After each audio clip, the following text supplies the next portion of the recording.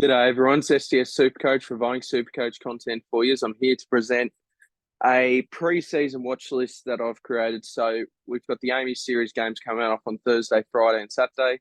And I'm going to name about 30 players that I'm keeping my close eye on for the matches. So let's get involved with this. Like and subscribe. We want to hit 1,000 subs before round 1, 2024. So let's see if we can get there. Like the video, of course. The first player is Nick Dacos. I'd like to see a bit more of him because, look, with my defender premium set up at the minute, it's a toss-up, I guess, in terms of money as well and all that. But I think the three I'm tossing up between for my premiums is Dacos, Dawson, and Tom Stewart. And I think I need to see more from Dacos now. I think he's going to look pretty good against Hawthorn personally. I don't think it's too hard to play well against them. And I don't think it will be for this year. So Dacos will probably look very good and tempt me a lot further, but he could just, find a way to sneak it in my side just because of how well he plays this week, but just have to see. Connor McKenna looked pretty poor against the Sydney Swans. Now, he's another bloke I'm keeping my close eye on just because we want to see a bit better from him. I guess I have a feeling if he puts in another bad performance like that, from what I can see, I think there's a chance he's not in the side. He's currently still in my team, but just not fully sold on him at this stage. DR brought up a couple of months ago I think this month as well. We're not sure if he's best 22, according to one of his Brisbane mates up there. Campbell Chester, I just want to see a bit more from him. Apparently, he's getting better pretty quickly. So Chester's going to be one to keep an eye on this preseason. I've also got the matches here. So I'll keep referring to this. West Coast got Adelaide. Couple of juicy matchups. Yeah, as I said, Hawthorn are playing Collingwood, that sort of thing. So Campbell Chester, we'll see how he goes this week. I guess if he plays round 1, surely you pick him. There is a good chance that all my rookies in the midfield are going to be all defender mid rookies, which is going to be pretty interesting. Josh Goda, he's another one. See if he solidifies himself in a better role.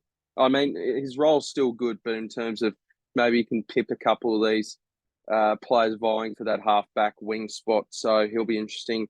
Nick Caulfield hopefully plays this week. If he doesn't, I think I might be put off the pick because he was playing with the twos but I think they're sort of easing it back for him. So hopefully it's only just that. It's going to be the two boys here, Lockie Cowan and Chin Cotter. I'm interested to see how they both go. They might be the sole reason I watch Sydney Carlton, to be honest, seeing those two blokes in action, seeing who looks really good and all that. So Chin Cotter, I'm really interested in probably more than Cowan. Hopefully Chin Cotter gets picked from what I've heard from my Carlton mate. And then lastly, I've got Judd McVee. We'll see if he continues his good form in that back line role, sort of what he had in the last match against St Kilda. Apparently he's looking to replace Christian Salem, so we'll see how he goes. He looked pretty decent.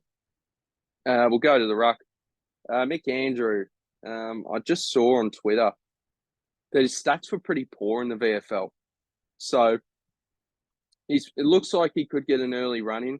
If he doesn't look good, to be honest, I might just still stick with the R3 loophole, but he could change my mind a bit here. I think he's been a couple of years in the system now, McAndrew.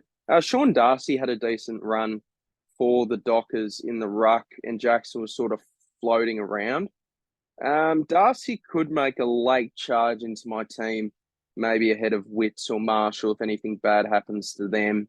So Darcy's one I'm still keeping an eye on because we all know his ceiling. He's a bloody good player when he's up and about, so hopefully he could make a good case because at the minute it's Witts, Marshall, Daylight after that for those ruck premiums.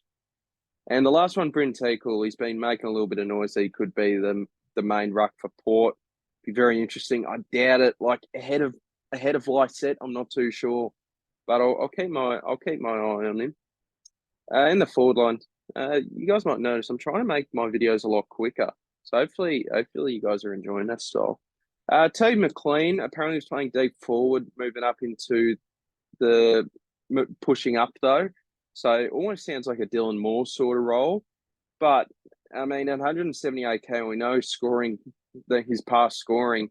We know that he can get the job done as a SuperCoach player.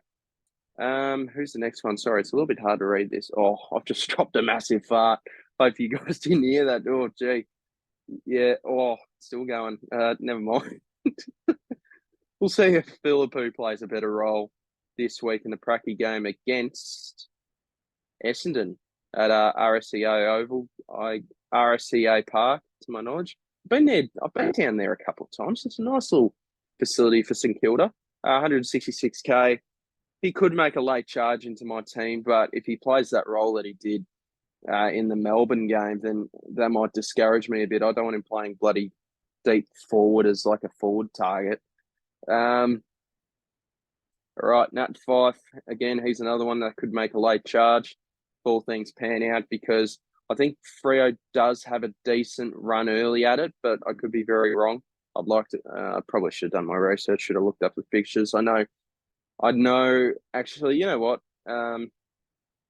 I was going to show you my school team, but I might save that for a video, and I don't want to piss off fans where I put teams down in lower positions than they would probably like, because I'm not a traditional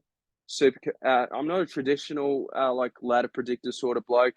I sort of go by like previous history and all that, and I don't say, oh, Carlton in, Bulldogs out, and that's it.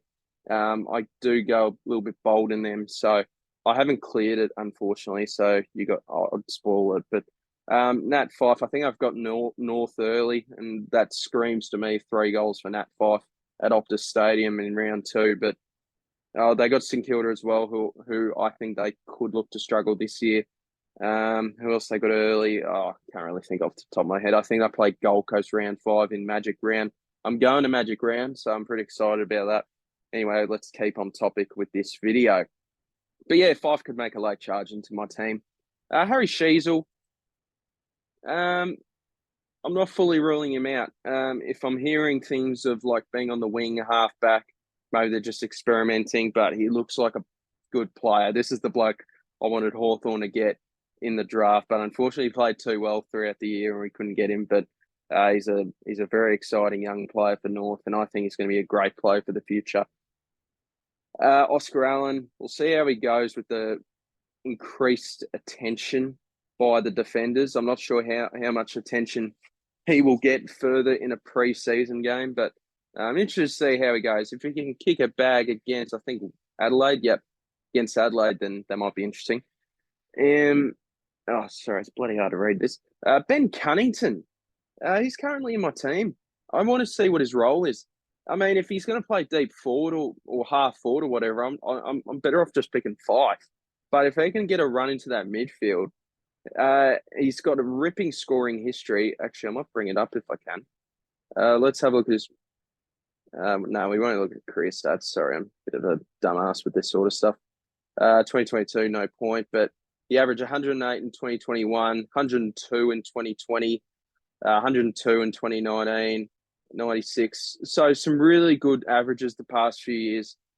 I know he's more on father time these days, but if Ben Cunnington can really get it going, and if he could just give us 100 average, he could eventually be maybe sort of like if I want to get really ridiculous, I know I've got to stick to the theme of this video, but if I picked Dacos and Cunnington and I ended up upgrading and all that, blah, blah, blah, I could somehow find a way to have Dacos and Cunnington as maybe my F7, D7 cover. How good would that be? So that's just one thing to consider. But yeah, I'm really not minding the Cunnington pick if he can get enough CBAs in there. And I do think North Melbourne need a more experienced head in there as well. You've got LDU, you've got Simpkin, but gee, I'm bloody tempted by Cunnington. He's basically my 12th premium this stage. We got Josh Bruce. We heard the news today that Ryan Gardner is going to miss the start of the year due to surgery. I don't know what on exactly, but does that open the door for Josh Bruce? We know that he's been training as an intercept defender, and that gets what's the saying? Tingles my spine a bit. So I think if Josh Bruce can get a game somehow at 161k, he could easily make up to maybe 300 if he's playing that intercepting role. Sam Flanders as well is another one I wouldn't mind having a little dip into a bit of research more. I know that we didn't get to see his role further. We saw him as sort of like a half forward pushing up, which discouraged a few current owners at the time. But I'm not fully ruling him out as a pick. So there's a few forwards I'm fairly interested in to see how they go this week. Now, as we head into, but if Sam Flanders we'll just see, I want to see more from him. I still think that role's not too bad for his price tag. Now we've got heading into the midfields. I've still got Ruben Ginbey into the midfield here. We didn't see him last week in the the match sim, so I'm interested to see how Ruben Ginbey goes. He's certainly a very talented player. Looks like he's going to be a future star of the competition. But yeah, I'm going to be very interested to see how he goes. He missed last week due to a toe injury, but I'm sure he'll be right to go. See what his rotation is, rotation percentage off that halfback and wing, halfback and inside mid, pretty similar to what Elliot Yeo's doing. So I think those two are swapping and switching and all that. Tom Green still, it's all well and good getting 50 disposals against your teammates. I want to see it. Oh God, I farted again. We'll stay on topic. Tom Green. Yeah, I'm interested to see how he goes. It's all well and good playing well in an intra-club game against your teammates. I want to see him how he goes against the other 17 clubs. So if Tom Green, who have they got? They've got the Gold Coast Suns. So, I mean, that's a good opportunity to maybe make a bit of noise there. Apologies about my flatulence. I struggle with it personally. God, I'm not doing myself any justice here. Jack Steele, he looks a lot different than he did 2 years ago in terms of body shape. He's certainly leaned out, but he's still getting such a good time into that inside midfield where I'll just go, oh, gee, I mean, just play well again this week, and I might have to move to a five midfield primo setup. To be honest, I'm really considering Jack Steele. Oscar Baker, apparently Georgie played pretty bad on the wing, but I want to see a second go at him. He's an experienced head. He's like 24, I think, from Melbourne. We know the Dogs love those sort of little role player blokes, so yeah, he could be another Anthony Scott, Robbie McComb. There's another one, Lockie McNeil, all that stuff. So he interests me. Jack McRae, another one from the Dogs. I'm mentioning a couple of Dogs and Giants players because we didn't really see much of them. I didn't really pay attention at all. I didn't watch their games. I just heard what I heard what you guys heard. And McRae's here purely because I wanted him to be pick me. This is why you should pick me over Marcus Bonampelli. I'm very confident they'll be picking one of the Dogs mids, probably not both. We saw last year where we owned so many of these Bulldogs players where 3 would be good, 2 would be crap. So I'm just going to stick to one from the Doggies. Hopefully he gets a full inside midfield role. None of this crap of Treloar and Caleb Daniel, or heaven forbid they'll put Rory Lobb in there next. So let's hope that is the case. Mackenzie didn't play against the Cats last week for the Hawks. He's got a corked hammy, but they did say he was available. Corked hammy doesn't scream disaster, but look, I was really hot on him in early, but I've dropped off a bit just due to probably all the players around his price that we could potentially pick as options that I just think are going to be better scorers. Bailey Humphrey from the Suns. Bailey Humphrey, I think, he's a really good kid. He's from Maui. And yeah, I've seen an interview with him and stuff, or like a mini documentary they did.